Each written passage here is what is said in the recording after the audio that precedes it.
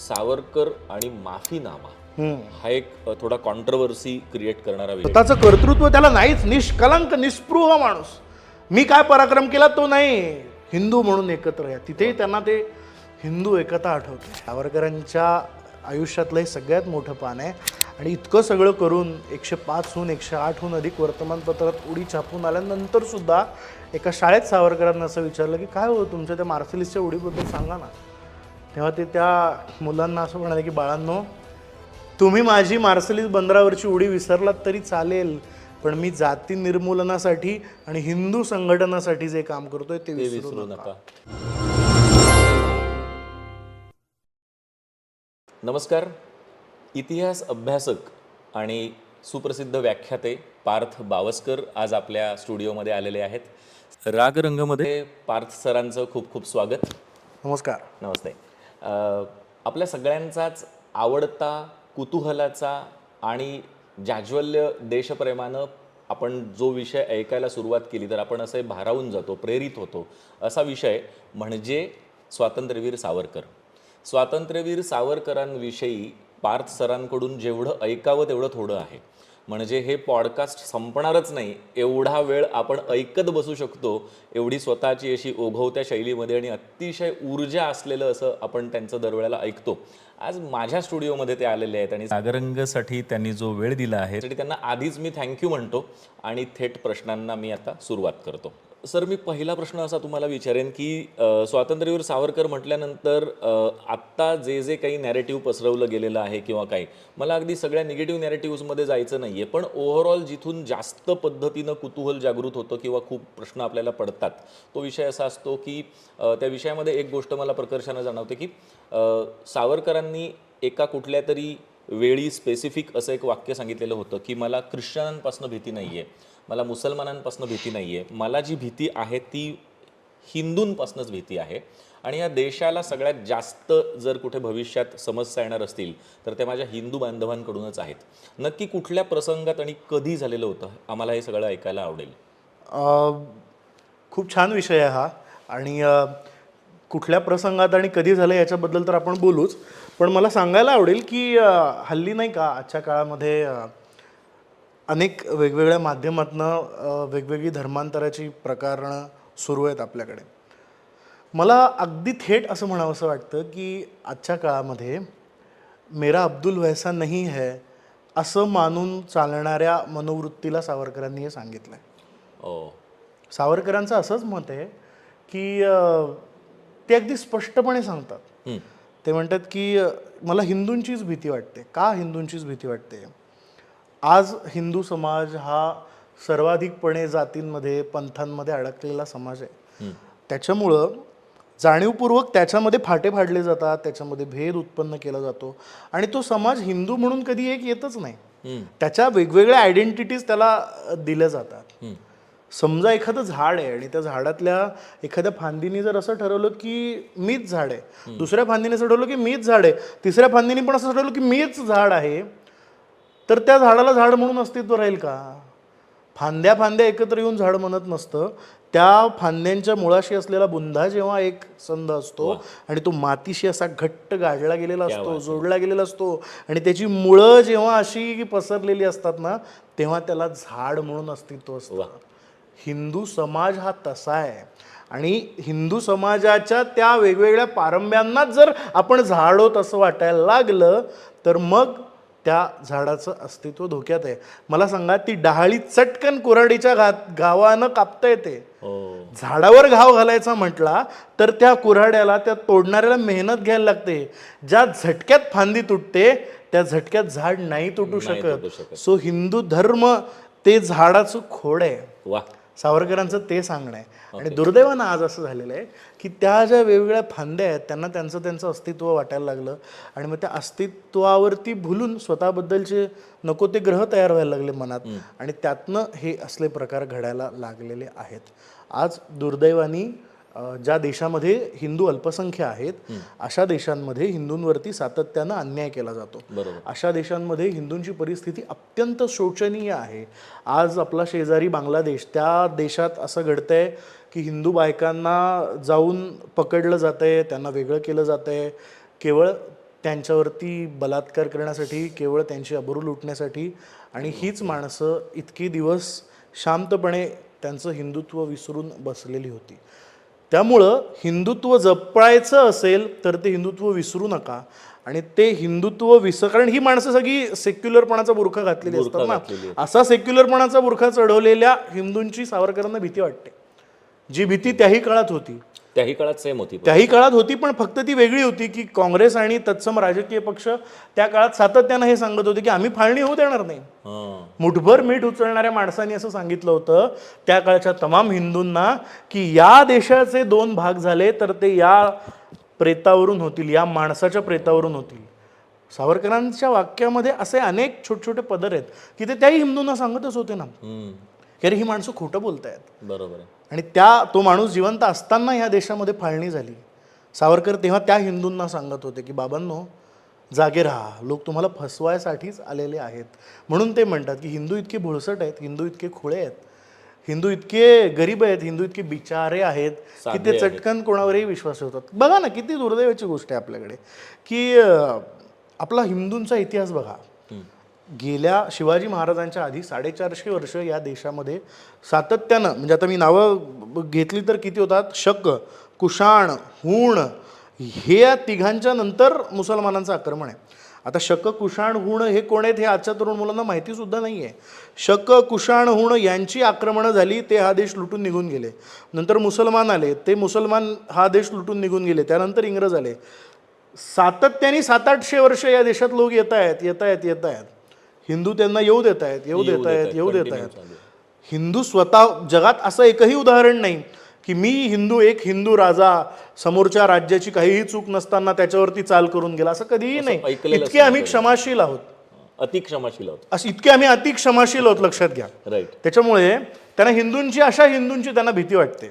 त्यांना अशा हिंदूंची भीती वाटते की जे हिंदू रणांगणावरती अर्जुनासारखे होतात.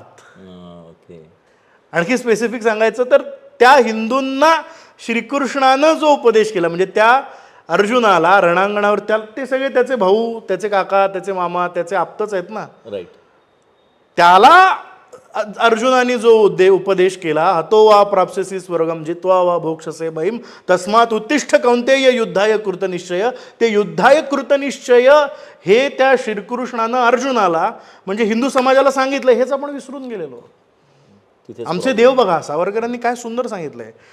365 कोटी जे काय आपले देव आहेत त्या सगळ्यांपैकी एखादा देव मला दाखवा की ज्याच्या हातात शस्त्र नाही.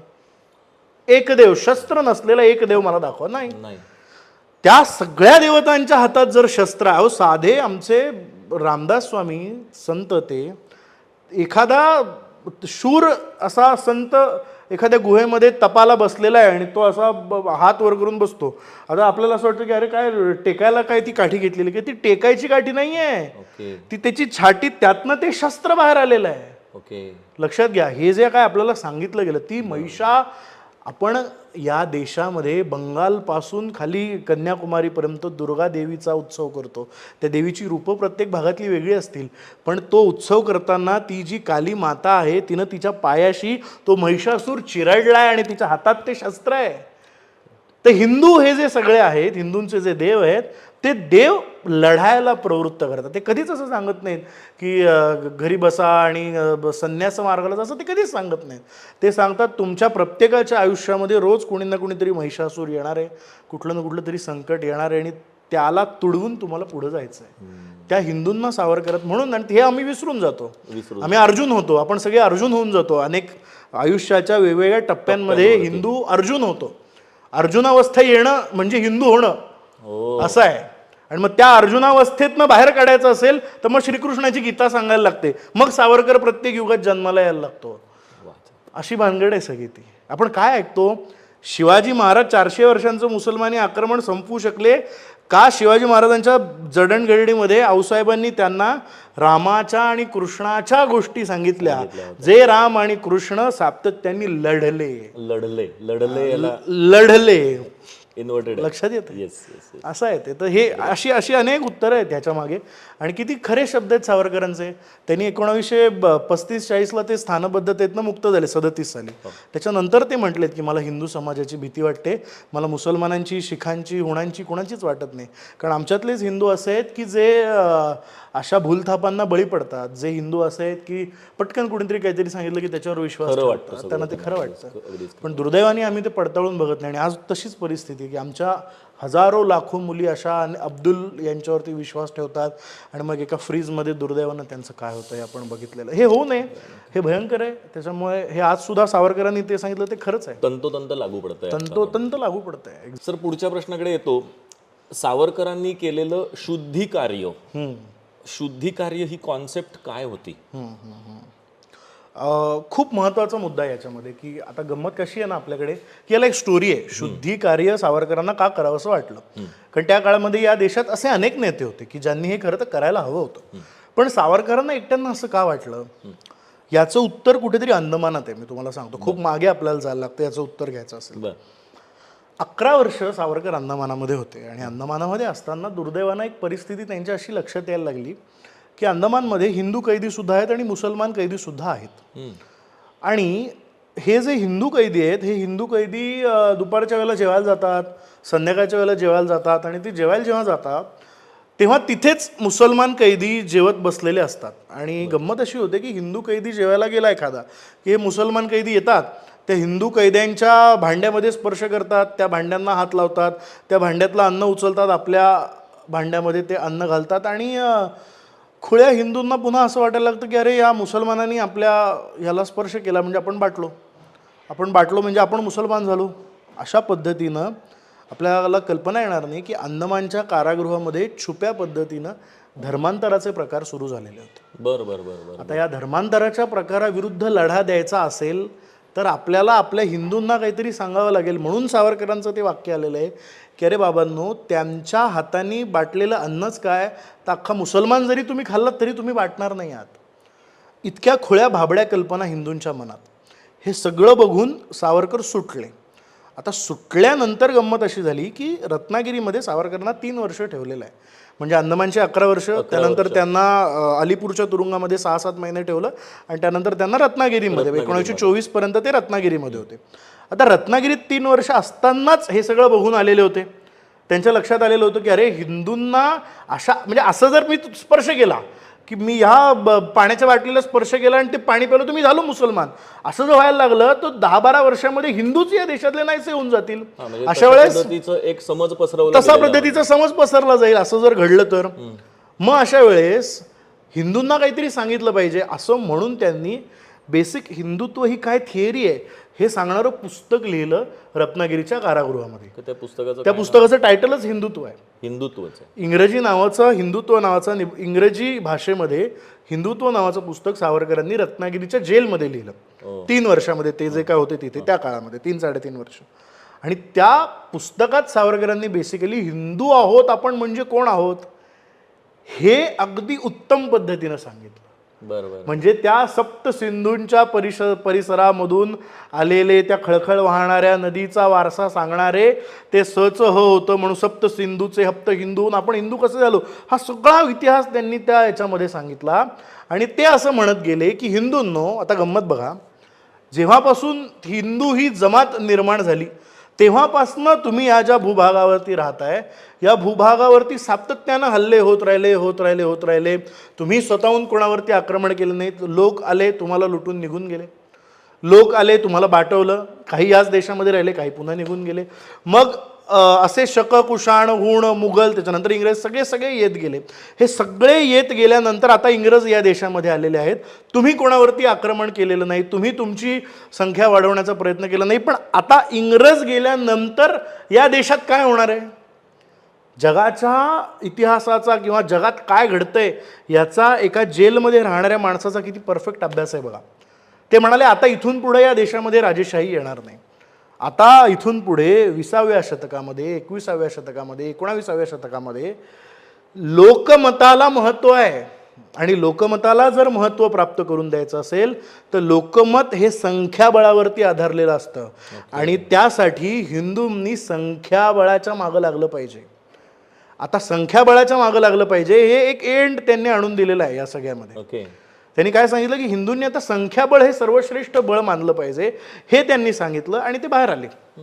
केवढी हा, पॉवरफुल मी सांगतो ना. त्या काळात पण त्यांनी ती विजन ठेवली. परफेक्ट विजन आहे त्यांची की त्यांना हे कळलं की इंग्रज गेल्यानंतर इथे काही राजेशाही माजणार नाहीये, इथे लोकशाही येणार आणि लोकशाही आल्यानंतर इथे मताला प्राधान्य मिळणार आणि जर मताला किंमत येणार असेल तर हिंदूंची लोकसंख्येच्या टक्केवारीला किंमत येणार. आज बरोबर आपण बघितलं तर ते लोकसंख्येमुळेच इलेक्शनच्या मतांमध्ये भरपूर फरक पडतो.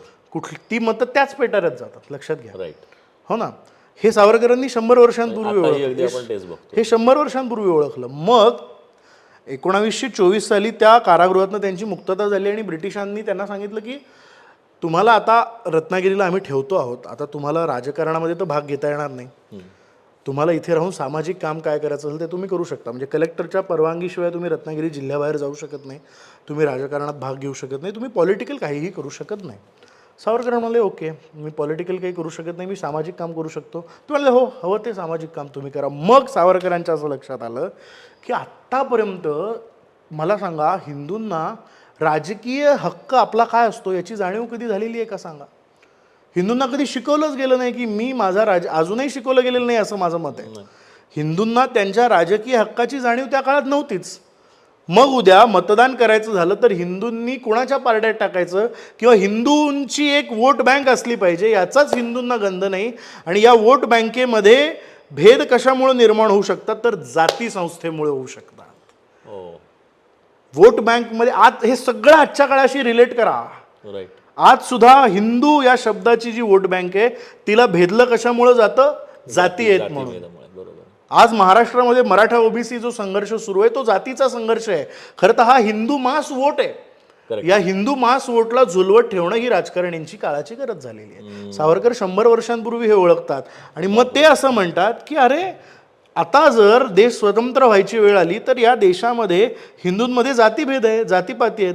मग या जातीपातींच्या जोरावरती जर हे राजकारण करू लागले तर या देशात एक खट्टा हिंदू म्हणून जे काय आहे ते राहणारच नाही. मग काय केलं पाहिजे तर हिंदूंमधली जाती प्रथा संपवली पाहिजे, मग ती सरमिसळ झाली पाहिजे. अशा संकल्पनेमधनं मग सुरुवात किती जमिनीपासून किती डीप आहे बघा. म्हणजे मी 2-3 उदाहरणं देतो. आता काय केलं सावरकरांनी, ही मी आत्ताच जे सांगितलं ती त्यांची थिअरी सांगितली, हे का करावं असं वाटलं आणि काय केलं माणसांनी. मला सांगा, सावरकर ज्या पिचवरती बॅटिंग करतायत ना ती पिच त्यांच्या बॅटिंगला अजिबात फ्रेंडली नाही आहे. कारण रत्नागिरी ही ब्राह्मण बहुल वस्ती आहे.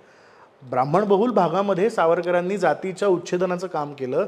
ते कसं केलं, कारण 100 वर्षांपूर्वी केलं ना. 550हून अधिक विहिरी त्यांनी ब्राह्मणांच्या फक्त उच्चवर्णीयांच्या मालकीच्या होत्या अशा विहिरी त्यांनी खुल्या केल्या. महार, मांग, भंगी, चांबार कुठल्याही जातीचा माणूस त्या विहिरीवर येऊ शकतो आणि पाणी पिऊ शकतो. पूर्वी जिल्हा परिषदेच्या शाळा ज्या होत्या ब्रिटिशांच्या त्या शाळांमध्ये सोयच नव्हती. ब्राह्मणांची मराठींची मुलं वेगळी बसायची आणि बाकी जातीच्या म्हणजे बाकी जातीची मुलं वेगळी बसायची. सावरकर म्हणाले का असं.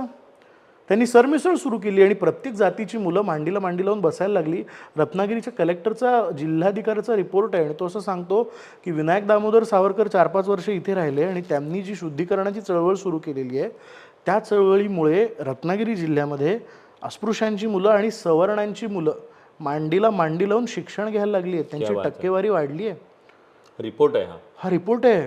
हे तुम्ही आम्ही नाही सांगत. विठ्ठल रामजी शिंदे नावाचा माणूस, विठ्ठल रामजी शिंदे नावाचे खूप मोठे डिप्रेस्ड क्लासेस मिशनचे कार्यकर्ते ज्योतिबा फुल्यांच्या चळवळीतनं आलेले, ते तिथे गेले रत्नागिरीला आणि सावरकरांनी जे काम सुरू केलं ते काम त्यांनी बघितलं, जाती उच्छेदनाचं काम. आणि ते काम बघून ते असं म्हणाले की इथून पुढे परमेश्वरांनी माझं उरलेलं आयुष्य सावरकरांना बहाल करावं. क्या बात आहे. इतकं त्यांचं जाती निर्मूलनाचं काम ग्रेट आहे. सावरकरांनी पंक्ती लावल्या. ते म्हणाले की तुम्ही काय एकमेकांच्या ताटाला ताट लावून जेवणार नाही का. मग लग्न असेल तर मराठ्यांची पंगत वेगळी, बामणांची वेगळी, त्याच्यानंतर धोब्यांची वेगळी, असं कशाला म्हणाले. पंक्ती भरवल्या त्यांनी. सहभोजनं सुरू केली सावरकरांनी. सावरकरांची बायको त्या काळात त्यांच्यासोबत होती. बायको जायची संक्रांतीचं हळदी कुंकू आहे ना, ती बाई ब्राह्मणवाड्यात जायची, ब्राह्मणवाड्यातल्या 2-3 बायका घ्यायची, तिथून कुणबटांच्या आळीमध्ये जायची, ब्राह्मणांच्या बायका कुणब्यांना हळदी कुंकू लावायच्या. तू हळदी कुंकू लावताना आपण असा स्पर्श करतो ना कपाळाला, स्पर्शबंदी जी असायची की ब्राह्मणांना महाराला स्पर्श केल्यानंतर विटाळ होतो, ती स्पर्शबंदी मोडीत निघाली. नंतर त्या महारांच्या आळीत जायच्या, त्या अशा सगळ्यांची एकत्र सरमिसळ सावरकरांनी घडवून आणायला सुरुवात केली आणि त्या सगळ्या कडकडा बेड्या तुटायला लागल्या. सावरकरां लेवललाच काम झालं म्हणजे आपल्याला विश्वास बसणार नाही, सावरकरांसारख्या माणसांनी रत्नागिरीला अखिल हिंदू उपहारगृह सुरू केली. हिंदू उपहारगृहाच्या गल्ल्यावरती सावरकर बसायचे. वा. तर तो जो आचार्य असायचा तो ब्राह्मण नसायचा, तो उच्चवर्णीय नसायचा. आता गल्ल्यावरती सावरकर बसलेत, कल्पना करा. आणि देवदत्त कशाळीकर रस्त्याने चाललेले आहेत. मग आपण 100 वर्ष जुन्या काळामध्ये जाऊया की सावरकर गल्ल्यावर बसले, देवदत्त कशाळीकर चाललेले आहेत आणि ते दिसले त्यांना, ओ देवदत्त, ते आवाज दिला सावरकरांनी. म्हटलं अरे बापरे, तात्या आवाज देतात का? मागं वळून बघितलं, अय्या तात्या, लगबगीने तुम्ही आलात. काय तात्या, काय काही काम आहे का? नाही काही नाही, जरा चहा घ्यावा असं वाटत होता, तुम्ही दिसलात, म्हटलं जरा तुमच्याशी गप्पा मारता मारता चहा घेऊ. आता देवदत्त थांबले, किती महत्वाचं, तात्या थांबवत आहेत म्हणलं तर कोणाची हिंमत आहे? नाही. देवदत्त आणि तात्या बसलेत, आतून तो आला, तो ब्राह्मण आहे, देवदत्त उच्चवर्णीय आहेत, तात्या उच्चवर्णीय आहेत. तो आला आणि तर ते बघतायत, अरे बापरे, हा तर ब्राह्मण नाही, मला याच्या हातचा चहा चालणार नाही. तो ठेवला चहा. बरं, तात्या चहा घेत आहेत, तो चहा आणला नाही म्हणता येत नाही तात्यांसमोर. देवदत्तला सुद्धा तात्यांसोबत ब्राह्मणानं किंवा उच्चवर्णीयानं न बनवलेला चहा घ्यावा लागायचा. आणि अशा पद्धतीनं रोटीबंदी किंवा एकमेकांकडचं खाणं चालणार नाही, एकमेकांच्या हातचं खाणं चालणार नाही, अशा बंदी सावरकरांनी मोडीत काढल्या. फार सुंदर, केवढं ग्रासरूट किती मोठं काम. एक छोटंसं उदाहरण सांगतो, गमती बघा. म्हणजे हे करण्यासाठी काय गट्स लागतात. सावरकर देवदत्तजींच्या घरी आले की शुभेच्छा द्यायला सहज. काय देवदत्तजी आहात का घरात? या तात्या, या या या असं म्हणून पटकन तुम्ही त्यांना येणार, बसवणार छान. आणि आलेल्या माणसाला पाणी द्यायची पद्धत आहे आपल्याकडे हिंदू धर्म संस्कृतीमध्ये. अगं जा पटकन, तात्या आलेत, त्यांना पाणी आण. तिला कशाला सांगताय? हा गणू आहे ना सोबत, गणू जा रे, मागच्या अंगणात जा, विहिरीवरून पाणी शेंद, ते पाणी पायावर टाक, पाय स्वच्छ धु, त्यानंतर माझघरात जा आणि ताई जे पाणी देतील ते पाणी स्वतः आपल्या हाताने घेऊन आम्हा दोघांना आणून दे. गणू आत गेला, त्यानं ते पाणी शेंदलं, त्यांनी पायावर टाकलं, ते पाण्याचे प्याले घेतले. तो आला, देवदत्तरावांनी त्याच्याच हातच्या ग्लासातनं पाणी पिलं, त्या ताम्हणातनं पाणी पिलं आणि सावरकरांनी त्याच्याच हातच्या ताम्हणातनं पाणी पिलं. तो त्या घरात अख्खा फिरून आला. ज्या अस्पृश्याला असं ओसरीवर उभं केलं जायचं, तो अख्खं घर फिरून आला. ही सावरकरांनी केलेली केवढी मोठी क्रांती आहे. खूप मोठी क्रांती, वादच नाही. मंदिरात जाता यायचं नाही. आंबेडकरांनी किती मोठं मंदिर प्रवेशाचं. सावरकर म्हणाले कशाला त्यांच्या नादाला लागताय, नवी व्यवस्था निर्माण करा. जेव्हा तुम्ही नवी व्यवस्था निर्माण कराल, जुनी व्यवस्था आपोआप मोडीच पडेल. रत्नागिरीला पतितपावनासारखं मंदिर, त्यांनी इतकं मोठं मंदिर उभं केलं की कुठल्याही जातीचा, कुठल्याही धर्माचा माणूस तिथे जाऊ शकतो आणि दर्शन घेऊ शकतो. आणि गाणी लिहिली त्याच्यावरती की किती सुंदर संदेश आहे. तुम्ही आम्ही सकल हिंदू बंधू बंधू, तो महादेवजी पिता आपुला, चला तया बंधू बंधू बंधू. ब्राह्मण वा क्षत्रिय चांग जरी झाला, कुठलेही रूप वा रंग जरी ल्याला, तो महार अथवा मांग सकलांना, ही एकची आई हिंदू जाती आम्हास तिला वंदू बंधू बंधू. एकच आई आहे रे आमची. क्या बात आहे.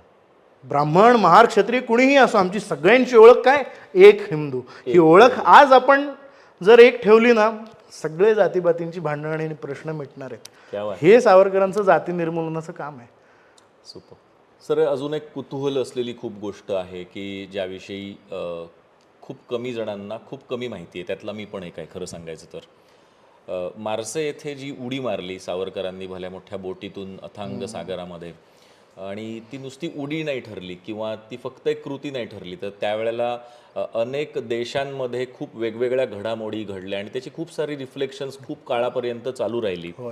तर त्या आंतरराष्ट्रीय घडामोडींविषयी आम्हाला सगळं ऐकायचं आहे. हा, आंतरराष्ट्रीय घडामोडी म्हणजे मुळात सावरकरांसारखा कोणीतरी एक तरुण क्रांतिकारक आपल्या जीवाची पर्वा न करता समुद्रात स्वतःला झोकून देतो, ही एक बातमी होती त्या काळामध्ये. म्हणजे आज जर आजच्यासारखे मीडिया चॅनल्स त्या काळात असते तर सावरकरांना उचलून धरलं असतं त्यांनी. पण गंमत अशी आहे ना की सावरकरांच्या उडीची चर्चा त्या काळामध्ये 108हून अधिक वर्तमानपत्रांमध्ये झाली जगभरातल्या, बरं का. हां.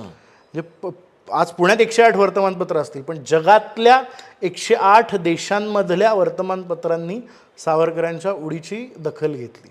भारतामध्ये झाली होती, भारतामध्ये झालीच होती. भारतामध्ये का होणार नाही, कारण भारतात तर त्यांना आणत होते ना. आणत होते. हां. तर ती दखल घेतली आणि नुसती दखल नाही घेतली. गंमत अशी झाली की ज्या फ्रान्सच्या भूमीवर त्यांनी उडी मारली, बेसिकली आंतरराष्ट्रीय कायद्याचा तो भंग होता. आता साध्या भाषेत सांगायचं झालं तर आज आपला जो विजय माल्या तिकडं आपले पैसे बुडवून पळून गेलेला आहे, त्याला आपण परत धरून आणू शकत नाही, कारण तो त्यांच्या देशात आहे. बरोबर. आणि त्याला आपल्या पोलिसांनी त्याला धरून आणणं हा आंतरराष्ट्रीय कायद्यांचा कुठेतरी भंग होतो. बरोबर. तसं फ्रान्स या देशात असताना एका भारतीय माणसाला ब्रिटिशांनी पकडणं हा त्या काळच्या आंतरराष्ट्रीय कायद्यांचा भंग ठरलेला होता. याचा अर्थ ब्रिटिश चुकलेले होते. बरोबर. ते ब्रिटिश चुकलेले असताना त्यांनी पकडलेलं होतं सावरकरांना, लाच दिलेली होती. आता यांनी दोन प्रश्न उपस्थित झाले. एक म्हणजे ब्रिटिश चुकले हा तर आहेच, दुसरा मुद्दा फ्रान्सची संरक्षण व्यवस्था काय करत होती. बरोबर आहे की नाही. कारण फ्रान्सच्या भूमीवरनं जर अशा एखाद्याला पकडलं जातं तर फ्रान्सची संरक्षण व्यवस्था झोपली होती का, असं म्हणून फ्रान्समध्ये जनमत प्रक्षुब्ध झालं आणि फ्रान्सच्या संरक्षण प्रमुखांना राजीनामा द्यायला लागला. सावरकरांच्या उडीमुळं फ्रान्सच्या संरक्षण प्रमुखांना राजीनामा द्यावा लागला आणि पुढे ते जनमत इतकं वाढायला गेलं की हे कारण मिळालं आणि फ्रान्समधली इतर कारणं एकत्र आली आणि महिनाभरात फ्रान्सच्या राष्ट्राध्यक्षांना राजीनामा द्यायला, पंतप्रधानांना राजीनामा द्यायला लागला आणि ते प्रकरण संयुक्त राष्ट्रसंघामध्ये गेलं. पण ब्रिटिश किती हलकट आहेत बघा. एखादं प्रकरण न्यायप्रविष्ट असतानाच त्यांनी इकडे भारतात सावरकरांना आणलं आणि त्यांना 50 वर्षांच्या 2 जन्मठेपा देऊन ते मोकळे झाले. लक्षात येते, ज्या ब्रिटिशांनी या देशामध्ये फार सुधारणा आणल्या आणि आणलं ना, ते ब्रिटिश किती चालाक होते, ते ब्रिटिश कायदेशीर दृष्ट्या किती बिलंदर होते, याचं उत्तम उदाहरण आहे.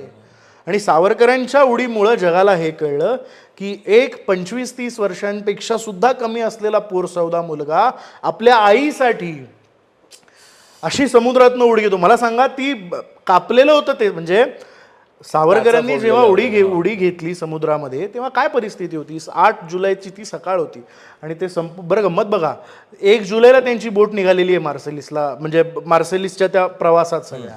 आता गंमत बघा, सावरकरांना हल्ली जे 2 विषय आपल्याकडे शून्य शिकवले जातात त्या 2 विषयांचं ज्ञान आहे बरं का सावरकरांना, म्हणजे इतिहास आणि भूगोल. इतिहास आणि भूगोल हे आजच्या काळात शून्य चर्चा केले जाणारे विषय आहेत. सावरकरांचा भूगोल किती पक्का आहे. लंडन ते भारत या बोटीच्या प्रवासात फ्रान्स हा देश लागतो आणि फ्रान्स या देशात जर आपण उडी मारली तर ब्रिटिश तिथून आपल्याला पकडू शकणार नाहीत, कारण तो आंतरराष्ट्रीय कायद्याचा भंग ठरेल. बापरे, म्हणजे त्यांची ती कॅल्क्युलेशन्स केवढी स्ट्रॉंग. आणि त्यांनी तिथेच लंडनलाच सांगितलेलं आहे मॅडम कामा आणि VVS अय्यरना की परिस्थिती अनुकूल असेल तर मार्सेलिसला भेटू. दूरदृष्टी म्हणजे आमची हल्लीची मुलं जे प्लॅनिंग बद्दल करत असतात ना, ते हे प्लॅनिंग ऐका आता काय प्लॅनिंग आहे. अचाट आहे ते, अचाट प्लॅनिंग आहे. मग ते तिथे सांगतात की परिस्थिती अनुकूल असेल तर मार्सेलिसला भेटू. 1 तारीख ते 6 तारीख काहीच घडत नाही त्यांच्या आयुष्यामध्ये. काही घडलं नाही म्हणून सावरकर डेस्परेट होत नाहीत. काहीच घडत नाही यार माझ्या आयुष्यात, मी जीव देतो, मी ती जीव देण्यासाठी उडी मारलेली नाहीये. लक्षात घ्या, काहीच घडत नाही यार, आता काय करू यार, असं असतं ना. किती इम्पेशंट झालेलो होत ना आपण, काहीच घडत नाही तर किती चटकन मुलं असं म्हणतात की काहीच घडत नाही आता काय. असं नाही, 7 दिवस काही होत नाही, मुलगा शांत आहे, विश्वास आहे त्याचा की नाही मला संधी मिळणार. छत्रपती शिवाजी महाराजांना मी आदर्श मानतो आणि जे छत्रपती शिवाजी महाराज औरंगजेबाच्या कैदेमध्ये असताना त्यांना नियतीनं संधी उपलब्ध करून दिली, ती नियती माझ्यावर का रुसेल. काय कॉन्फिडन्स आहे बघा स्वतःवरती, का पॉझिटिव्ह ॲटिट्यूड आहे हा. प्रत्येकाने घेण्यासारखा आहे सावरकरांकडनं की माझ्यावर का रुसेल. अरे नाही, 6 दिवस झालं, 7व्या दिवशी झक मारून नियती त्यांना शरण गेली ना. बरोबर त्या बोटीत बिघाड झाला, तो कनेक्टिंग रॉड तुटला आणि रात्रभर सावरकर डेस्परेट आहेत की आता आता आता हीच माझी संधी आहे. आणि त्यांनी म्हटलंय की ती काय म्हणजे त्या रात्री मला झोप येईना, मी कसं तरी अस्वस्थपणे माझ्या त्या बिछाण्यावरती पडलोय आणि अचानक मला असं वाटायला लागलं की ती भारत माता माझ्याशी बोलते. सावरकरांना वाटायला लागलं की भारत माता माझ्याशी बोलतेय आणि मला सांगतेय की अरे बोटीत का अडकून पडलास, उठ जागा हो, ब्रिटिशांच्या कैदेत खितपत पडण्यासाठी तुझा जन्मच झालेला नाहीये, इथून उड्डाण घे, मोकळा हो आणि राष्ट्रयज्ञ जागा कर. आणि मी खाडकन उठलो. क्या बात आहे. मी उठलो, पहाटेचे 5:15 वाजलेले आहेत आणि काय करावं मला कळेना, दरदरून अंगाला घाम आलेला आहे आणि आता मी ठरवलं की हीच ती संधी आहे. 6 वाजले आणि सोबत पारकर आणि पॉवेल नावाचे अधिकारी होते. सावरकर त्यांच्याकडे गेले, त्यांना उठवलं. इतपत 4 अधिकारी दिलेले होते ब्रिटिशांनी. हो. त्यांना उठवलं आणि ते म्हणाले हां की मला शौचाला जायचं आहे. 6 वाजलेले होते. तो म्हणाला थांबा जरा वेळ. सावरकर थांबले, कुठेच घाई नाही केली, थांबले. 6:15 वाजता पुन्हा गेले आणि म्हणाले अरे आता तरी चल, नैसर्गिक विधी किती वेळ थांबवणार. तो म्हणाला ठीक आहे. त्यांनी पटकन अमरसिंग सखारामसिंग सिद्दीकी नावाचे आणखी 2 उप अधिकारी होते, त्यांना सावरकरांसोबत पाठवलं. स्ट्रिक्ट वॉच होता. हा, आणि रात्री अंगामध्ये घातलेला जो गाऊन आहे तो अंगावरचा गाऊन तसाच ठेवला आहे आणि गेलेले आहेत.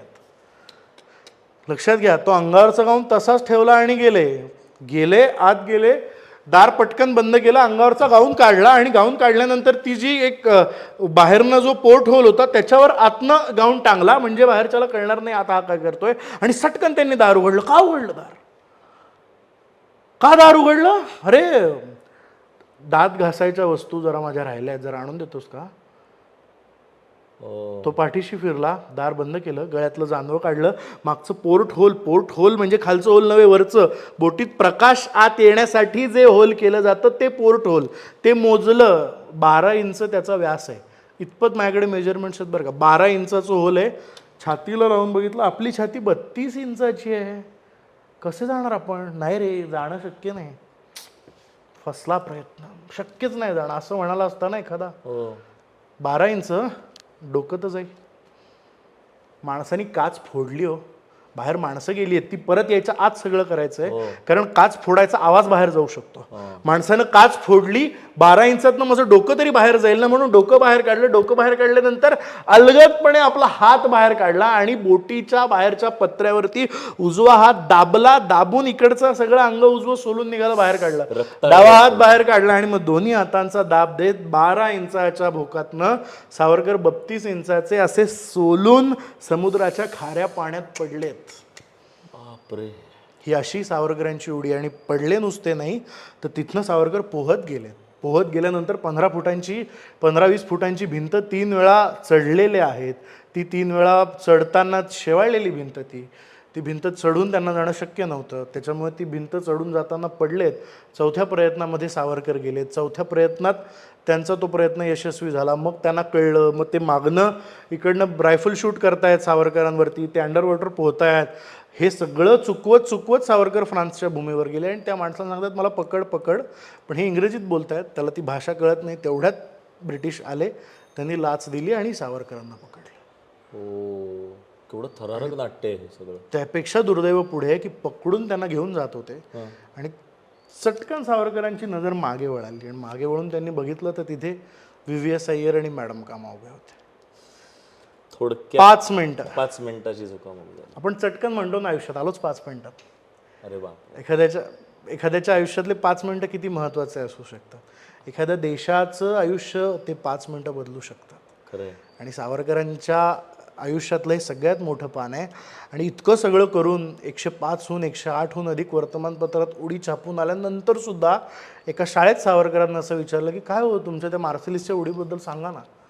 तेव्हा ते त्या मुलांना असं म्हणाले की बाळांनो, तुम्ही माझी मार्सेलिस बंदरावरची उडी विसरलात तरी चालेल, पण मी जाती निर्मूलनासाठी आणि हिंदू संघटनासाठी जे काम करतोय ते विसरू नका. क्या बात आहे, केवढं खोल ते आहे. विसरू नका. काय कमाल माणूस आहे. कमाल. स्वतःचं कर्तृत्व त्याला नाहीच, निष्कलंक निस्पृह माणूस. मी काय पराक्रम केला तो नाही, हिंदू म्हणून एकत्र या. तिथेही त्यांना ते हिंदू एकता आठवते. असा माणूस आहे सावरकर. ग्रेट. आणि मी पुढच्या प्रश्नाकडे येतो. सर, अंदमानातलं जे जीवन होतं सावरकरांचं, त्याच्याविषयी आम्हाला जरा न माहिती असलेले पैलू. मुळात आपण ह्याची कल्पनाच करू शकत नाही की 7x11च्या एका कोठडीमध्ये की ज्याला 8-8.5 फुटांवरती एक खिडकी आहे. मुळात माणसाची दृष्टी साधारण 5-5.5 फुटावरती असते सर्वसामान्यपणे, आणि त्याच्यावरती 3-3.5 फूट खिडकी म्हटल्यानंतर त्यातनं कुठनं प्रकाश आत येणार आणि काय होणार, संभावनाच सगळ्या. आपल्याला बाहेरचं काही दिसण्याचा संबंधच येत नाही. अशा परिस्थितीत सावरकरांना ठेवलेलं होतं. 7x11ची त्यांची कोठडी होती आणि असं त्यांना जेव्हा बंद केलं तेव्हा त्यांना असं सांगितलं होतं की आता 50 वर्षांनंतर तुम्हाला या कारागृहाच्या बाहेर जायचं, कारण सुटकेची तारीख सावरकरांची 1960 आहे. 1910-11 त्यांना अटक झाली आणि 50 वर्षानंतर ते सुटणार होते. पण काय कॉन्फिडन्स असतो माणसाचा बघा. त्यांना अटक झाली आणि ते मार्सेलिसच्या त्या बंदरातनं उडी वगैरे हा सगळा प्रकार झाला आणि ते बोटीनीच परत अंदमानला आले. आणि अंदमानला आल्यानंतर बोटीनं त्यांना अंदमानला पुन्हा ब्रिटिशांनी बोटीनीच त्यांना अंदमानला आणलं. आणि अंदमानला आणल्यानंतर अंदमान हा 572 बेटांचा द्वीपसमूह आहे की जिथे आज सुद्धा 37-38 बेटांवरच मानव वस्ती आहे. बाकी नरमांस भक्षक तिथे राहतात. आता 100 वर्षांपूर्वी आज जी 36-37 बेटांवर मनुष्य वस्ती आहे त्या बेटांपैकी बहुतांश बेटांवर नरमांस भक्षकच होते. म्हणजे त्या कारागृहातल्या कैद्यानं इथून पळून जाण्याचा प्रयत्न केला तर तो दुर्दैवाने काय करू शकेल, फार तर फार इथल्या एखाद्या बेटाचा आश्रय घेईल. आणि त्यांनी एखाद्या बेटाचा जर आश्रय घेतला तर त्याच्यावरती असणारे लोक मुळात नरमांस भक्षक आहेत. त्याच्यामुळे ते त्याला मारणारच आहेत. इथे राहून तू जग किंवा तिथे जाऊन मर, बरोबर आहे. हे दोनच पर्याय आहेत त्याच्या पुढे. त्याच्यामुळे शक्यतो तिथनं पळून जाण्याचा प्रकार कोणी करणार नाही. अशा भावनेतनं त्यांना अंदमानला नेलं जायचं, अशा भावनेतनं अंदमानला आणलं जायचं. Complete isolate. गंमत कशी आहे बघा की त्यांनी जाण्यात माझी जन्मठेप सावरकरांनी जे लिहिलं, मी असं अनेकदा म्हणतो, मला असं अनेकदा वाटतं की सावरकरांना प्रश्न पडला होता मी लिहू का.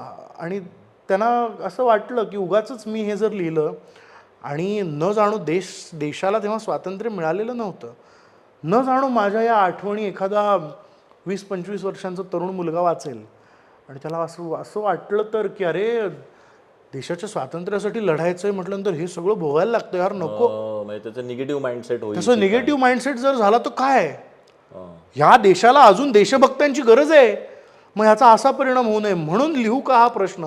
मी तर असं म्हणेन माझ्या जन्मठेपमध्ये जे लिहिलंय ना ते त्यांनी भोगलेल्या यातनांच्या 2-3% लिहिलेलं आहे. ओके. 97-98% यातना त्यांनी लिहिलेल्याच नाही आहेत. कारण ही भीती किती ना एखाद्याला त्याचं दुःख सुद्धा सांगता येऊ नये असं दुर्दैव सावरकरांच्या आयुष्यात आलं. किती दुर्दैव. मग ते तिथे त्यांना बरं आणण्यापासून सुरुवात आहे. त्यांना ज्या बोटीमध्ये बसवलं गेलं त्या बोटीच्या तळमजल्यामध्ये सावरकर बसलेले होते.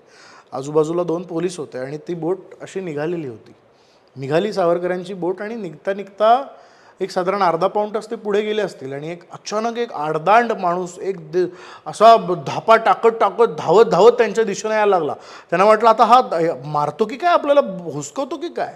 ते चटकन बाजूला झाले. तो माणूस आला आणि सावरकरांच्या बाजूला एक पिंप ठेवलेला होता.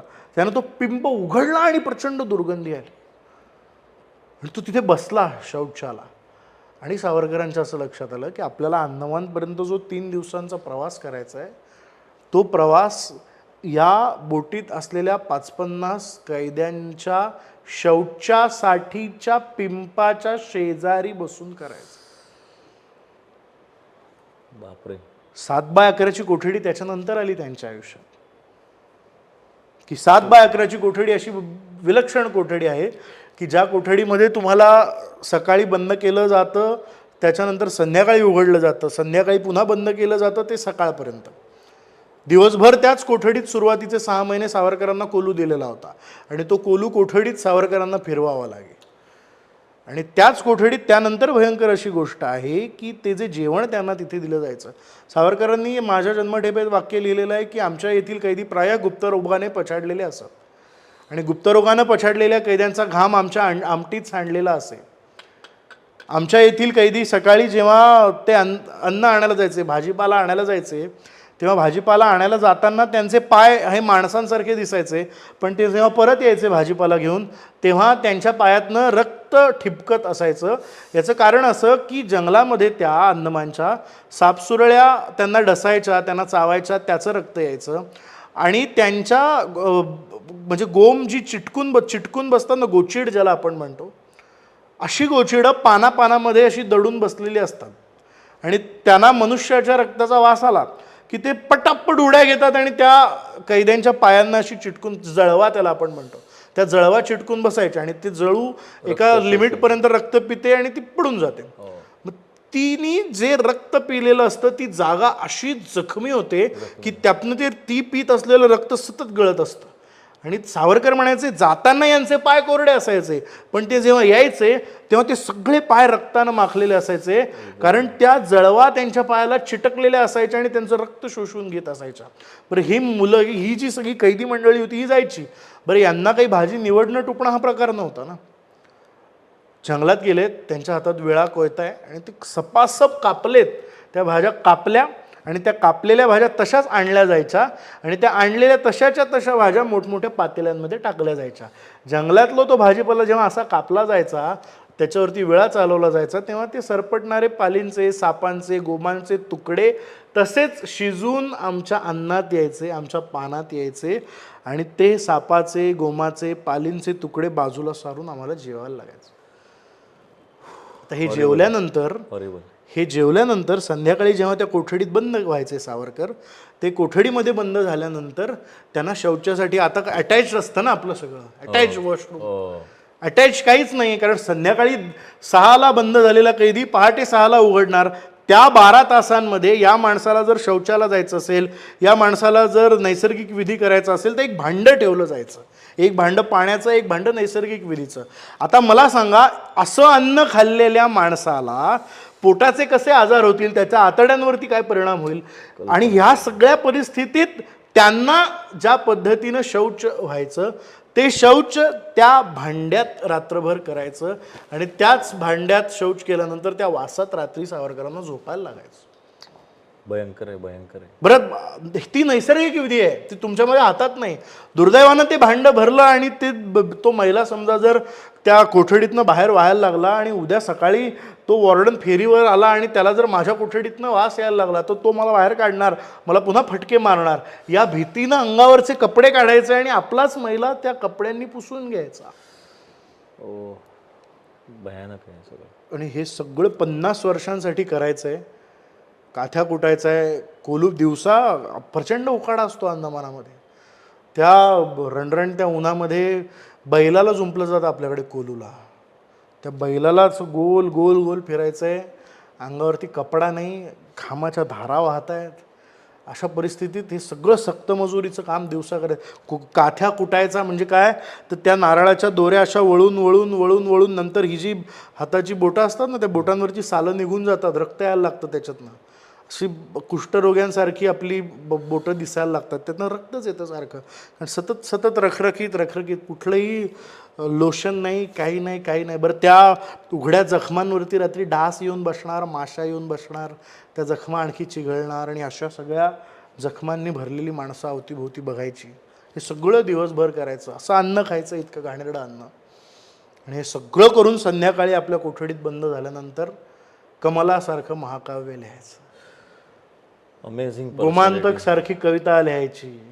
हे कसं सुचतं मला? हे सृजन यायचं कुठून मनात? एवढे हाल अपेष्टा केले. ते बुलबुल पक्षी यायचे सावरकरांच्या कोठडी समोर, आणि काय अफाट कल्पना आहे बघा, की ते दाणे, भात जो काय मिळायचा अर्धा कच्चा, तो भात खाल्ला जायचा नाही, म्हणून ते तांदळाचे दाणे, ते भात तसाच घेऊन यायचा खोलीमध्ये, आणि आल्यानंतर त्याची मूठ अशी, आपण तांदूळ गहू पांगवतो ना वाळण्यासाठी, ती कोपऱ्यात वाळवायला ठेवायची. आणि पक्षी, बुलबुल पक्षी यायचे आणि ते सुके झालेले तांदूळ बुलबुल पक्ष्यांना फेकून मारायचे, असे फेकायचे. ते बुलबुल पक्षी ते दाणे टिपायचे. विचारलं एक दिवस त्या बारीनी सावरकरांना की हे काय म्हणे, त्यांना दाणे खाऊन काय, ते काय बोलतात का म्हणे तुमच्याशी? त्यांना दाणे, इथे तुझ्या खाण्याचे वांदे आहेत, तू पक्ष्यांना काय दाणे खाऊ घालतोस? तो म्हणाला, ते बुलबुल पक्षी माझ्या विनायक दामोदर सावरकर नावाच्या माणसाच्या कोठडी समोरचे दाणे खातात, त्यांना मी रोज दिसतो, आणि मी संध्याकाळी जेव्हा ते दाणे खायला येतात, दाणे टिपत असतात, तेव्हा मी इथे कविता लिहित असतो, आणि त्या कविता नुसते लिहित नसतो, मी त्या लिहिता लिहिता म्हणत असतो, कारण मला माहिती आहे तुम्ही त्यानंतर पुसून टाकणार, त्या कविता मला पाठ झाल्या पाहिजेत, त्याच्यामुळं मी त्या कविता गुणगुणतो. न जाणो यातला एखादा बुलबुल पक्षी प्रवास करत करत माझ्या महाराष्ट्रात गेला, मायदेशात गेला, आणि त्याला कोणी विचारलं की काय रे त्या कारागृहातला विनायक दामोदर सावरकर काय करतोय, तेव्हा तो बुलबुल पक्षी माझ्या घरच्या माणसांसमोर मी लिहित असलेली स्वातंत्र्याची गीतं गाईल.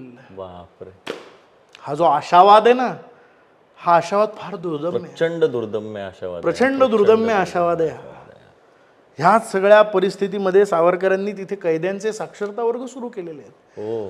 की तिथल्या कैद्यांमध्ये साक्षरता नाही आहे, साक्षरता वर्ग सावरकरांनी सुरू केले. तिथे त्यांनी ग्रंथालय उभं केलं अंदमानमध्ये. म्हणजे जी निगेटिव्हिटी आजूबाजूला होती ती निगेटिव्हिटी संपवली त्यांनी. ती सगळी पॉझिटिव्हिटी, हिंदूंच्या शुद्धीकरणासाठी सावरकरांनी काम केलं. मानसिकता काय लेवल, काय लेवलची मानसिक, मला सांगा 7/11च्या कोठडीमध्ये छोट्या गोष्टींमधून डिप्रेस होतो आपण. हो, प्रचंड डिप्रेस होतो. अशा प्रसंगी सावरकरांनी काय काम केलंय, अच्छा ठीक. हे सगळं सावरकरांचं अंदमानचं अफाट काम आहे. म्हणून आम्ही तिथे अंदमानला एवढी ती दरवर्षी महाकाव्य जातो. तिथे ती महाकाव्य निर्मिती झाली सावरकरांची सगळी.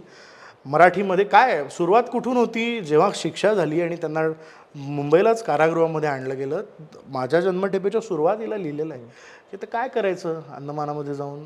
50 वर्ष मिळाली आहेत ना, लहानपणात त्यांचं मन जातं आणि ते स्वतःला विचारतात की काय काय राहिलं रे आपलं करायचं. त्यांना आठवते त्यांची शाळा, की शाळेतनं आपण यायचो आणि आपली आई आपल्याला पर्वचा नावाची पद्धत होती पूर्वी, की देवासमोर बसवायचे मुलांना आणि भीमरूपी महारुद्रा शुभंकरोती कल्याणम पसाय सगळं म्हटलं जायचं. आणि हे सगळं म्हणता म्हणता सावरकरांच्या लक्षात आलं एकदा की अरे हे सगळं आपण म्हणतोय ह्यातलं बहुतांश संस्कृत भाषेत आहे. मी ज्या मराठी भाषेमध्ये जन्माला, म्हणजे जे मराठी भाषा माझी मातृभाषा आहे, त्या भाषेत अजून महाकाव्यच लिहिलं गेलेलं नाही. मग महाकाव्य माझ्या भाषेत नाही तर कोण लिहिणार, मी लिहिणार. आणि महाकाव्य निर्माण करायला मला परमेश्वरानं 50 वर्षे दिलेली आहेत आता अंदमानची. यापेक्षा उत्तम, तुम्ही म्हणालात ना कुठून येतं हे महाकाव्य लिहायला, माझ्याकडे याहून वेळ कुठे असणार. आपल्या कवी लेखकांना नेऊन ठेवलं होतं ना महाबळेश्वरला. तर महाकाव्य लिहायला वेळ काय, तर अंदमान आहे ना. 50 वर्ष मी लिहितो महाकाव्य. आणि मग कमला नावाचं महाकाव्य, गोमांतक नावाचं महाकाव्य, विरहोच्छवास नावाचं महाकाव्य. काय सुंदर शब्द आहे, विरहोच्छवास. डीप असं सगळं त्यांनी तिथे लिहायला सुरुवात केली. मग माणूस त्याआधी कवी होताच, तिथे गेल्यानंतर काही काम नाही म्हणून कविता सुचायला लागल्या असं नाहीये. असं नव्हे, कवित्व मनात होतच सावरकरांच्या, पण ती पण संधीत पण रूपांतर केलं. त्या प्रतिकूलतेमध्ये ते कवित्व अधिक बहरलं, बरं.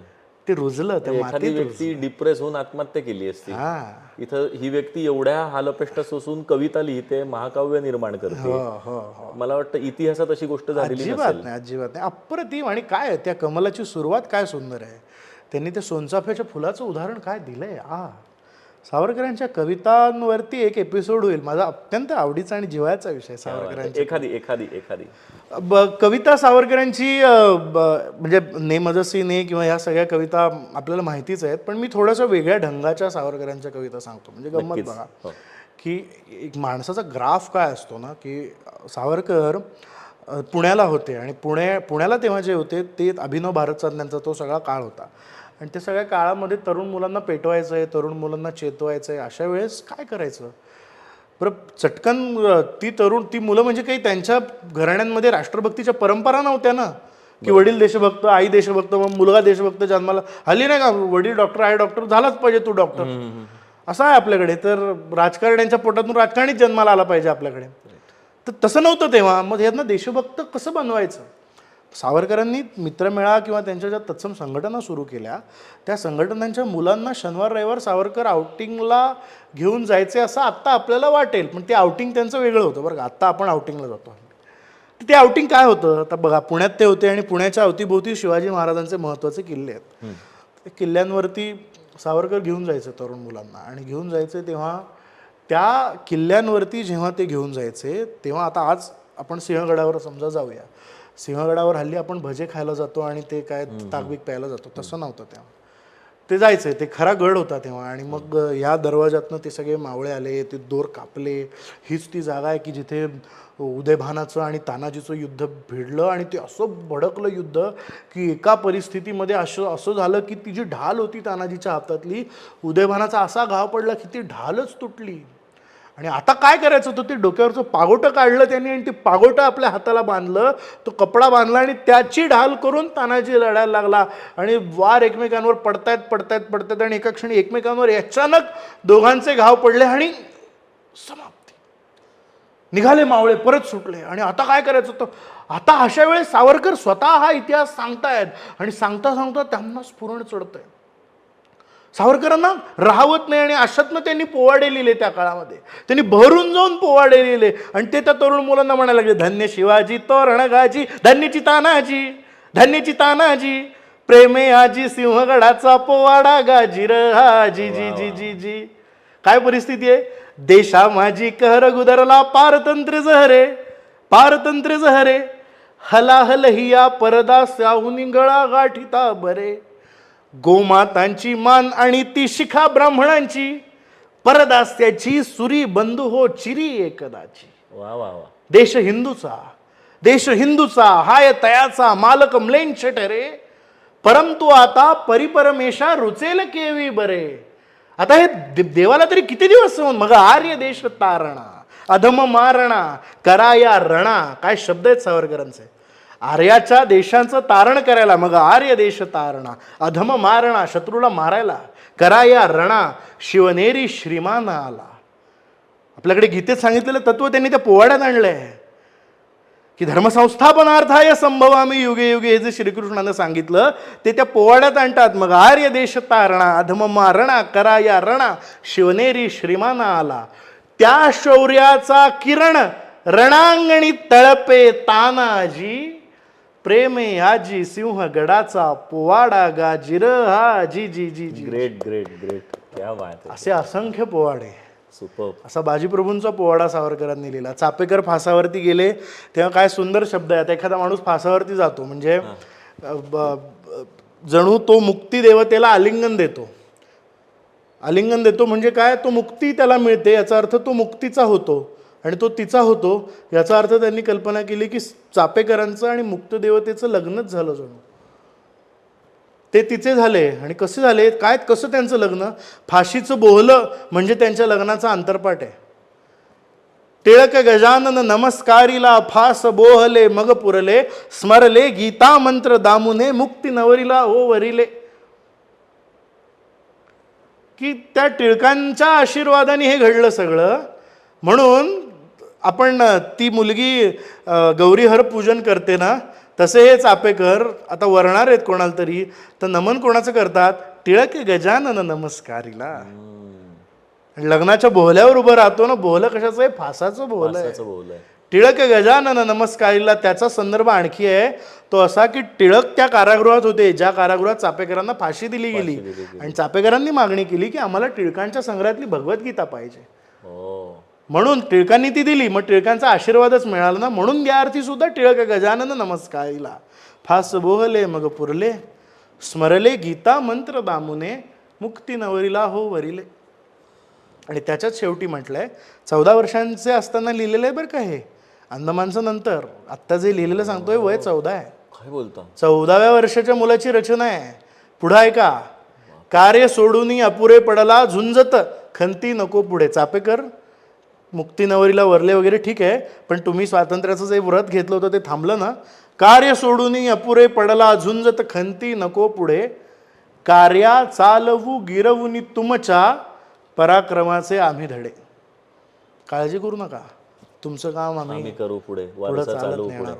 वा, ग्रेट ग्रेट. हे शब्द आहेत सावरकरांचे. 14व्या वर्षी हे शब्द आहेत सावरकरांचे. एवढ्या लहानपणी कुठून आली ही प्रतिभा? जयोस्तुते श्री महन मंगले शिवास्पदे शुभदे आपण लिहितो, आपण वाचतो, आपण ऐकतो. काय वयात लिहिलं? 20च्या वयात, 20पेक्षा कमी वयात सावरकरांनी लिहिलं. खोल अभ्यास. कसं सुचतं मला सांगा? हे अधम रक्त रंजिते सुजन पूजिते श्री स्वतंत्रते.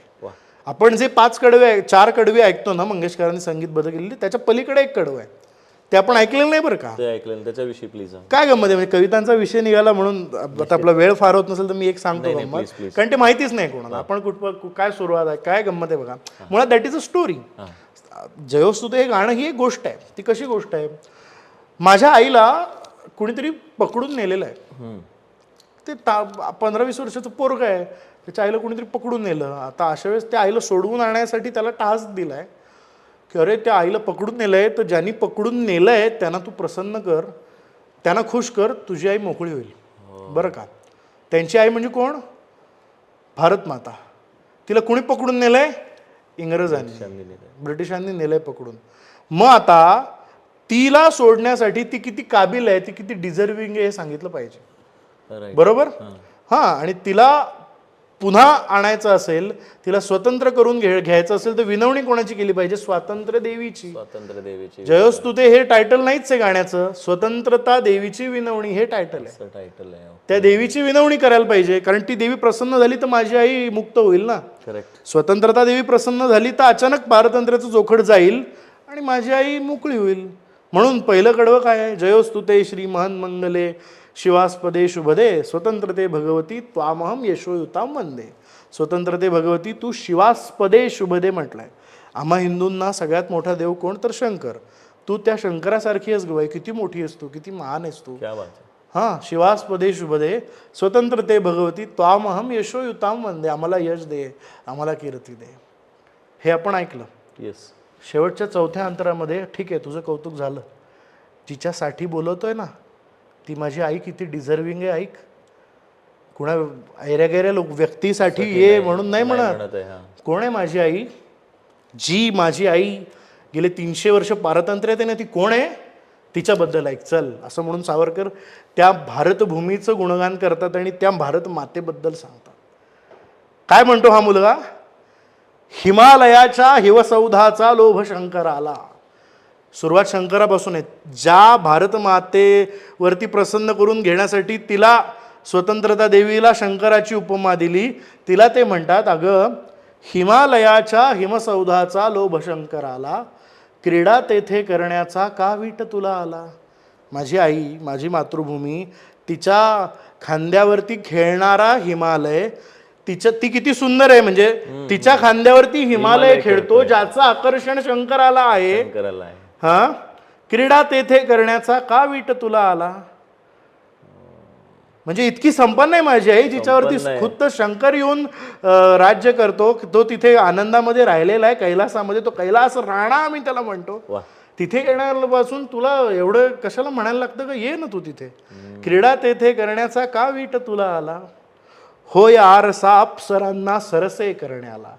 जिथे त्या हिमालयामध्ये जगातल्या सर्वश्रेष्ठ अप्सरा वनवास करतात, तिथे राहतात, तिथे तू काय येत नाहीस.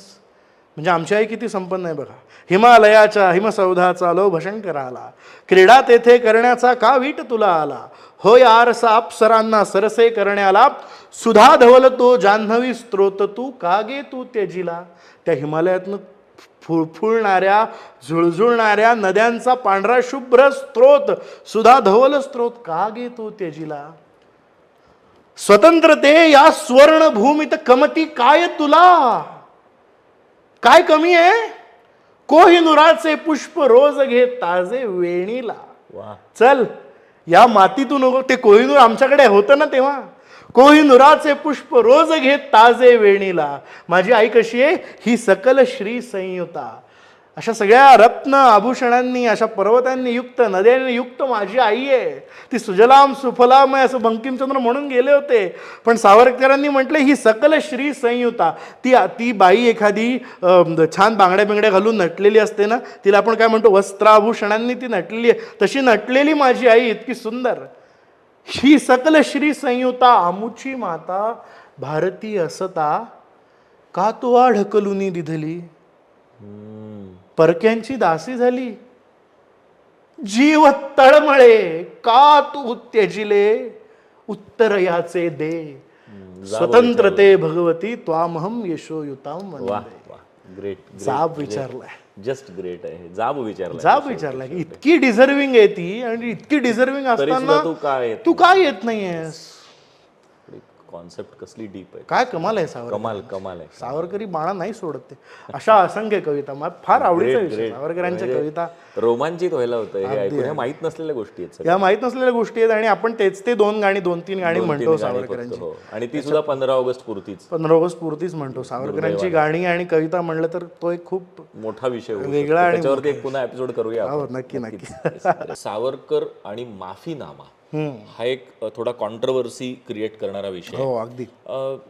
आम्हाला जरा थोडं उलगडून सांगा, नक्की का कॉन्ट्रोवर्सी होते? खूप सोपा विषय आहे, मी अगदी खरंच सांगतो. म्हणजे सावरकरांच्या माफीनाम्या इतका सोपा प्रश्न नाही आहे आपल्याकडे. बरं. गंमत काय असते ना, आपण चटकन पुन्हा मी तेच म्हणलं ना की सुरुवातीला मी जे म्हणालो की आपण हिंदू चटकन विश्वास ठेवतो कोणावर. एखादा म्हणाला की अरे हा वेडा आहे की आपण पटकन त्याला वेडाच म्हणायला लागतो.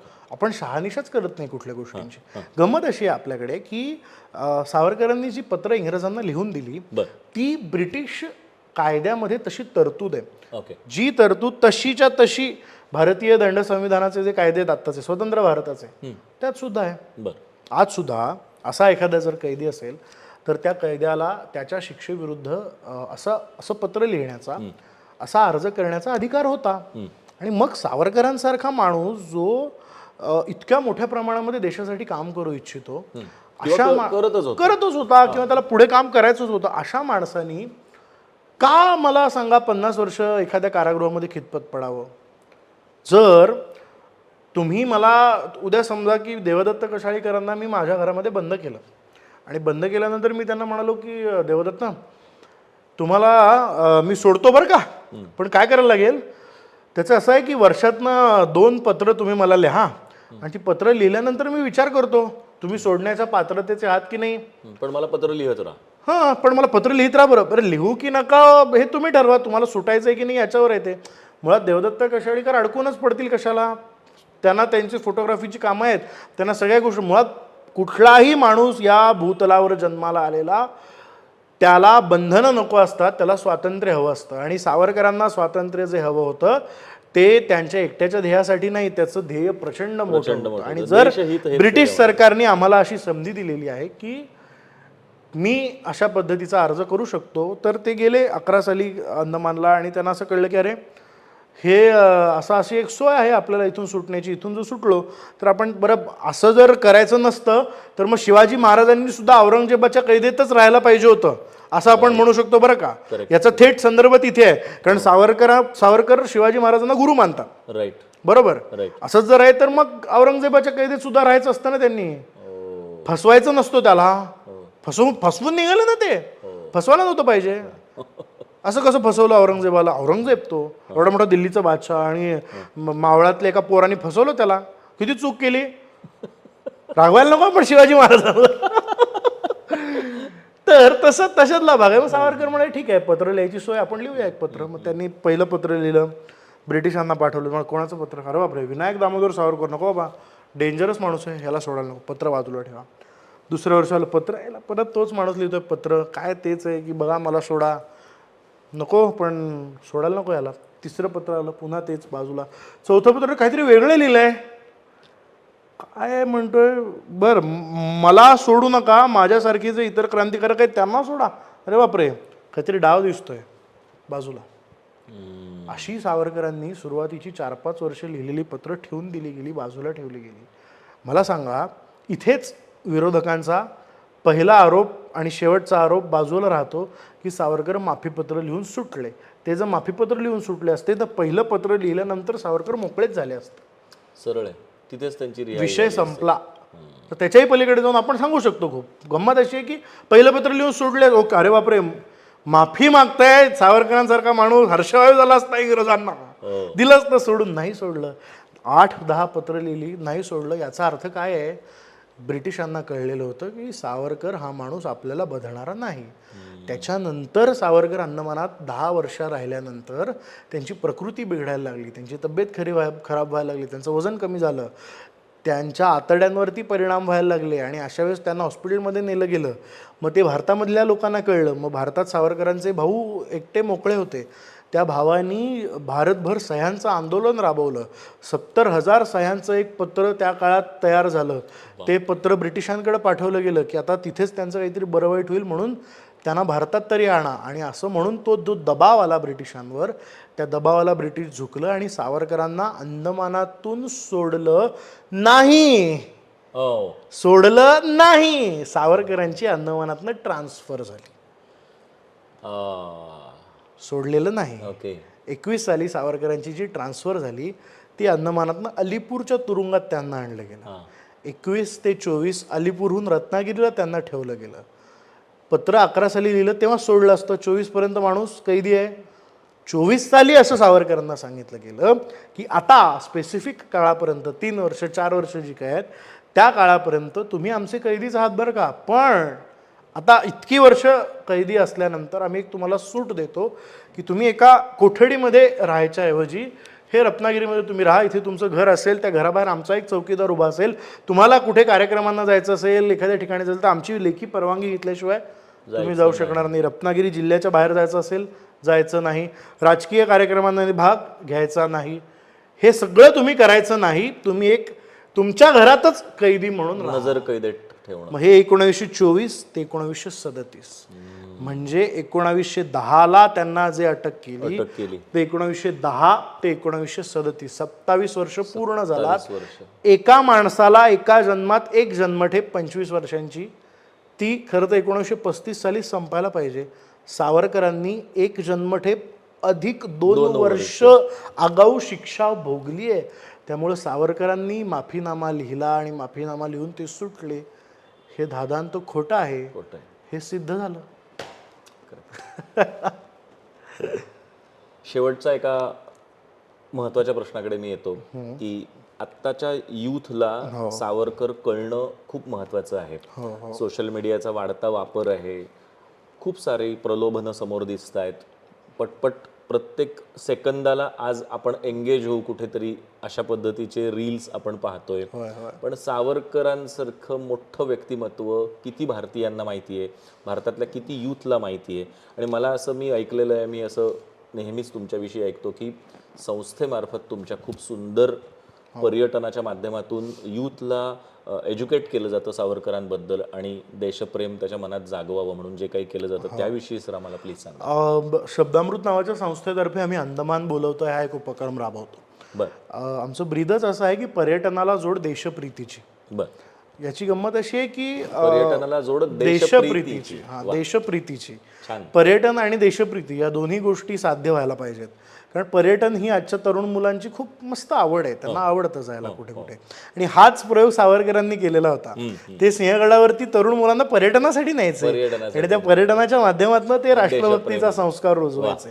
ते पन्हाळगडावरती पर्यटनासाठी न्यायचे, पण पावनखिंडीतनं आणता आणता बाजीप्रभू त्यांच्या अंगात असे भिनवूनच मग खाली आणायचं. असं आहे सावरकरांचं सगळं. सो त्याच संकल्पनेतनं आम्ही असं ठरवलं की मी शरद पोंक्षे, मुग्धा वैशंपायन, आम्ही सगळी सावरकर प्रेमी समवयस्क कलाकार मंडळी आम्ही असा विचार केला की मी पर्सनली कोविडच्या आधी अंदमानला अनेकदा गेलेलो आहे आणि अंदमानला गेल्यानंतर वेगवेगळ्या टूर कंपन्यांच्या माध्यमातून आम्ही अंदमानला जायचो.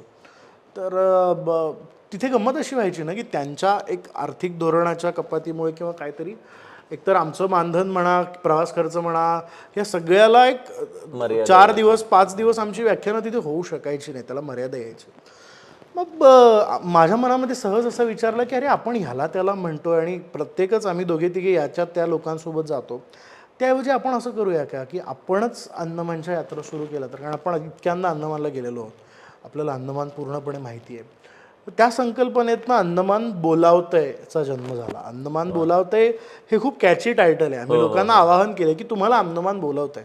लोक आम्हाला विचारतात का बोलावतंय, मग आम्ही त्यांना सांगतो अंदमान तुम्हाला यासाठी बोलवतंय की 6 दिवस तुम्ही अंदमानातली 6 सुंदर बेटं बघणार आहात आणि त्या बेटां बघता बघता दिवसभर उत्तम समुद्रकिनारे, उत्तम सगळं तिथलं, म्हणजे हातात घेतल्यानंतर ती वाळू आहे की पांढरा रवा असं वाटावी इतकी छान सगळे ते नितळ समुद्रकिनारे, हे सगळं बघायचं आणि संध्याकाळी 1 तास आमच्या समोर येऊन बसायचं आणि त्या 1 तासात आम्ही तुम्हाला सावरकर सांगणार आहोत. Great great great initiative. फक्त तुमचा 1 तास आम्हाला द्या. ब्रिटिशांनी विचार केला होता की इथून पळून जाऊन हा कैदी या 572 बेटांपैकी कुठेतरी जाईल. अंदमानातनं 100-150 माणसांपैकी 2 माणसं फार तर रूममध्ये राहतील, पण 130 माणसं 140 माणसं रोज संध्याकाळी आमच्या समोर बसतात आणि 6 दिवस पर्वचा म्हणून घ्यायची ना आई लहान मुलांकडनं, तसे आम्ही त्यांना सावरकर सांगत असतो.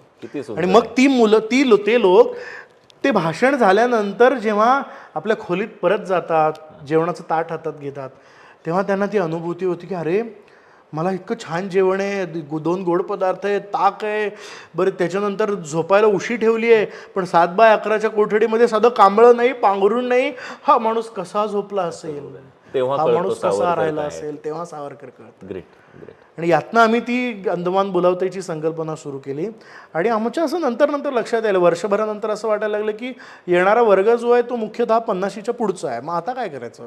मग आम्ही अंदमानच्या युवा यात्रा सुरू केल्या. आम्ही त्या पालकांना सांगायला लागलो, त्यांना म्हटलं की तुम्ही हे जे काय करता आहात, तुम्ही आमच्यासोबत येत आहे, पण तुमची मुलं घरी ठेवून तुम्ही येत आहे, तुमचे नातवंड कुठे आहेत? नाही हो, ह्या तारखा त्यांना जमल्या नाहीत ना, कसं काय पाठवणार? ठीक आहे, मेमध्ये सुट्ट्या असतात मुलांना, मेमध्ये आम्ही त्यांच्यासाठी वेगळी सहल काढतो. मग मे महिन्यामध्ये शरद पोंक्षे आणि मी आम्ही खास मुलांसाठी अंदमानची युवा यात्रा काढतो, ज्यात आम्ही दोघं 6 दिवस तिथे त्यांच्यासोबत असतो आणि 6 दिवस ती मुलं धमाल धिंगाणा करतात, मजा करतात, अंदमान मस्तपैकी फिरतात, जगतात आणि संध्याकाळी आमच्यासमोर बसून सावरकर ऐकतात. मग 6व्या दिवशी आम्ही सेल्युलर जेलमध्ये त्यांना नेतो. आता ते जेल एक राष्ट्रीय स्मारक झालं आहे. तिथे पूर्वी 650-700 सेल्स होत्या. आमच्यासोबत 100 मुलं असतात. त्यातल्या आता 300-350 सेल्स तशा अवस्थेत आहेत. आम्ही ते उघडतो, एकेका सेलमध्ये एकेका मुलाला अर्धा पाऊण तास बंद करतो आणि मग त्याला तिथे सावरकर 11 वर्ष कसे राहिले असतील तो 1 तास अनुभव. त्याचं 7व्या दिवशीचं तिकीट काढलेलं आहे, त्याला माहिती आहे, त्याला रात्री हॉटेलमध्ये बेड आहे, जेवण आहे, हे त्याला माहिती आहे. पण तो जेव्हा 1 तास त्या कोठडीमध्ये बसतो तेव्हा त्याला कळतं की अरे ह्या भिंती आहेत त्या. आणि 11 वर्ष 11 वर्ष ह्या भिंतीत, ह्या काळ्या कोठडीमध्ये, या अंधारात त्या सावरकरांनी कशी काढली असतील? आईबाप नाहीत, बायको नाहीत, मुलं नाहीत, भाऊ नाहीत, अशा परिस्थितीत कशी काढली असतील? ती मुलं थरारून जातात, शहारून जातात. अर्धा तास 1 तास पारतंत्र्य काय असतं हे अनुभवल्यानंतर आम्ही त्या कड्या उघडतो आणि त्यांना सांगतो, जा आता मोकळेपणाने या जेलच्या गच्चीवर जा आणि समोरचा खळाळता समुद्र बघा. तेव्हा त्यांना कळतं की अर्धा तासांचं पारतंत्र्य काय आणि त्या पारतंत्र्यातनं मोकळं झाल्यानंतर मुक्ततेचा आनंद काय, स्वातंत्र्याचा आनंद काय असतो, काय अनुभूती असते त्या स्वातंत्र्याची. ती तेव्हा ती त्यांच्या डोळ्यात जी आम्हाला दिसते ना, मला असं वाटतं प्रत्येक भारतीय मुलाला हे कळलं पाहिजे, प्रत्येकानं हे अनुभवलं आणि पाहिजे. 6 दिवस ती मुलं वेडी होतात. तेव्हा अरे आम्हाला हे माहितीच नाही, आम्हाला हे शिकवलंच गेलेलं नाही. आपल्याकडे दुर्दैवाने आपल्या भारतीय शिक्षण पद्धतीमध्ये इतिहास हा विषय अत्यंत दुय्यम आहे आणि देशप्रेमाला देशप्रेम हा विषयच नाही मुळामध्ये. किती दुर्दैव आहे बघा, 15 ऑगस्ट 1947ला या देशानं स्वातंत्र्य मिळवल्यानंतर, स्वातंत्र्य मिळवलंय बरं का आपल्या देशानं, आम्हाला सातत्यानं हे शिकवलं जातं की 15 ऑगस्ट 1947 साली भारतानं स्वातंत्र्य मिळवलं. दान किंवा भीक आहे का ते? दान किंवा भीक मिळत असते. स्वातंत्र्य हे 1857 ते 1947 रांगेनं जे क्रांतिकारक या देशात होऊन गेले, ज्यांनी बलिदान दिलं, त्यांनी त्यांच्या रक्तातनं ते मिळवलंय. वादच नाही. आपण ते मिळालं हे जे सरधोपटपणे उच्चारतो ना, तो त्या सगळ्या क्रांतिकारकांचा अपमान आहे असं नाही वाटत का आपल्याला? म्हणजे 15 ऑगस्ट जवळ येते म्हणून म्हणलं की त्या अनुषंगाने आम्ही आमच्याच व्याख्या बदलल्या पाहिजेत कितीतरी. आम्ही आमच्या मुलांना हे सांगितलं पाहिजे की अरे नाही, असं नाहीये, 11 वर्ष त्या कोठडीत या माणसानं काढली आहेत, कुणी नाहीये त्याच्यासोबत, आणि त्या माणसाने कसा राहिला असेल हे त्या मुलांना समजावणं हे आमचं काम आहे. आणि आज आपल्या पिढीने जर हे केलं नाही तर शाळा महाविद्यालयांमधनं हे अजिबात होणार नाही. ती मुलं त्या कॉन्व्हेंटमध्ये जातात आणि oh God Jesus you are great हेच शिकतात. त्यांना धन्य शिवाजी तोरणगाजी शिकवायला या देशामध्ये कुणीही तयार नाही. इतिहासाचा विषय हा काही दिवसां म्हणजे आमच्या वेळेस तरी 100 मार्कांचा होता, मग तो 80 झाला. तर 40 अर्धा इतिहास अर्धा भूगोल आणि 20 मार्काचं जे नागरिक शास्त्र आहे. मी पुन्हा त्या मुद्द्यावर येतो आणि थांबतो की 47ला देशानं स्वातंत्र्य मिळवल्यानंतर नागरिक म्हणून ती मुलं 18 वर्षाची होतात ना, मग त्या नागरिक म्हणून त्यांची कर्तव्य शिकवण्याचं शास्त्र आमच्या 1ली ते 10वीत फक्त 20च मार्काचं आहे. हास्यास्पद आहे ही शिक्षण व्यवस्था, अत्यंत हास्यास्पद आहे की 20 मार्कांमध्ये आम्ही त्या मुलाला नागरिक बनवायचं वगैरे शिकवतो आणि मग त्याला असं वाटतं की ह्याला सगळी नागरिकांची कर्तव्य आली पाहिजे बरं का, ह्याला कळलं पाहिजे बरं का. किती म्हणजे भिकार अपेक्षा आहेत आपल्या मुलांकडनं. किती दुर्दैव आहे, भयंकर. आणि याच्याबद्दल आपण कोणाला काहीच पडलेलं नसतं नाही का. हा विचार कोणी करतच नाही. कसा होईल तो नागरिक? मला 20 मार्कालाच होतं. हा, कसा होईल तो नागरिक मला सांगा ना. की ते हिस्ट्री, जॉग्राफी आणि सिविक्स की जे वाळीत टाकल्यासारखं आहे हो, त्या विषयाकडे लक्षच नाही आपलं. पर खोल आणि गहन गंभीर असा खरं सांगायचं तर विषय असा तुटपुंजा वेळेमध्ये संपणारा विषय नाही. कारण सावरकर हे समुद्रासारखं व्यक्तिमत्व आहे. त्याचा थांगच लागू शकत नाही इतकं काम त्यांनी केलेलं आहे. आणि एका स्वातंत्र्यवीर सावरकरांना 1 किंवा 2 पॉडकास्टच्या एका लिमिटेड अवर्समध्ये, लिमिटेड टाईममध्ये ऐकणं हे शक्यच नाही आहे. तरी पण जे जे आपल्याला या मर्यादित वेळेमध्ये ऐकता आलं ते फक्त आणि फक्त पार्थ सरांमुळे आलेलं आहे. आणि खरोखरच कितीतरी छान गोष्टी आम्हाला आज कळल्या.